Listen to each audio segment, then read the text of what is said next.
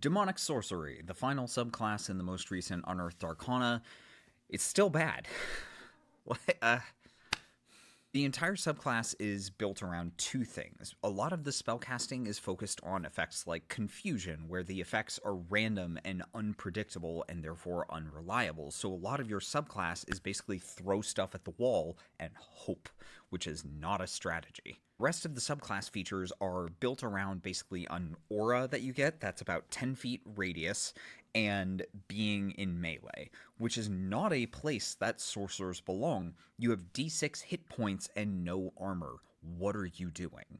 The effects of the aura are decent, and when you use sorcery points, you get to add some cool rider effects, so you can either lash an enemy, do like the barest amount of damage, and pull them toward you, or you can give all enemies disadvantage on attacks against you, which is great.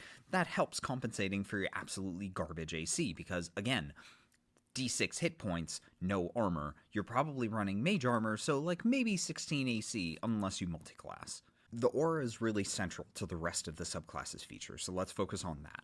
So you activate it as an additional thing when you use innate sorcery. Innate sorcery you'll get a couple of times per day for free, and then can get more for 2 sorcery points. The additional effect from the subclass you get once per day for free, and then 2 sorcery points to use it again.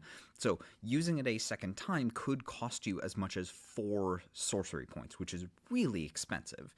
It's a 10-foot aura to start. It does eventually get to 20 feet, but only at level 14. So at all of the levels where people are probably playing the game, you've got a 10-foot aura, and every turn you roll 1d6 to determine the effect. And the effect generally amounts to 1 die of damage to creatures in the aura and a rider effect. So, like, why even bother with the damage at that point? It's usually a d6 or a d8. You are not winning fights by doing that little damage.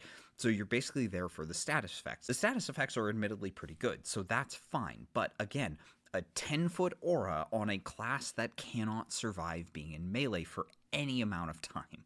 So hugely high risk, pretty mediocre reward. Like, you can apply all of these status conditions with spells. You're a sorcerer. You have the tools for this already. The aura is not helping. Best thing I can see to do with this is a Sorkaden multiclass. Start with a few levels in Paladin for the durability, for the self-healing, all of that, and then pivot to Sorcerer for the sorcery points and the aura, and wander around in melee and hope for the best. But like, even that, the effects are really just not good enough to justify that effort.